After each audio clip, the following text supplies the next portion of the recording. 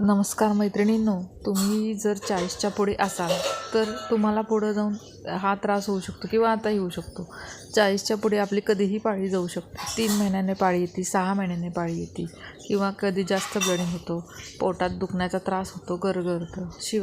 याशिवाय काय होतं, आपल्याला एकटं वाटतं, एकट्यालाच रडायला येतं. कोणतंही कारण नसलं, आपलं कोणी चिडलेलं नसलं, काही वादविवाद झालेले नसले तरी आपल्याला रडायला येतं, एकटं वाटतं, भविष्याची चिंता जाणवते, एकदम गरम वाफा देखील अंगातून निघतात.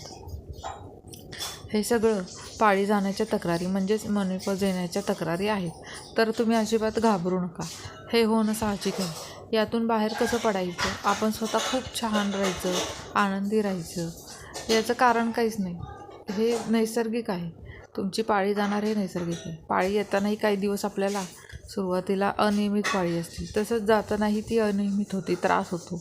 कुणाकुणाला फायब्रॉइड्स म्हणजे पिशवीला गाठी होतात आणि त्यात घाबरण्यासारखं काहीही नाही. हे सगळं नैसर्गिक आहे. जसं पाळी येताना त्रास झाला तसा तो काही कायम राहिला नाही, तसाच पाळी गेल्यानंतर जो त्रास होईल तोही काही कायम राहणार नाही. अचानकच तुमचं वजन वाढतं, काहीही कारण नसताना वजन वाढतं. कारण काय की तुमची पाळी जाणार असते. त्यामुळे घाबरू नका आणि शांत राहा, शांत डोक्याने विचार करा आणि या सगळ्यावर मात करून पुढे चला. माझी माहिती आवडली असल्यास माझ्या चॅनलला लाईक आणि सबस्क्राईब करा. धन्यवाद. श्री स्वामी समर्थ.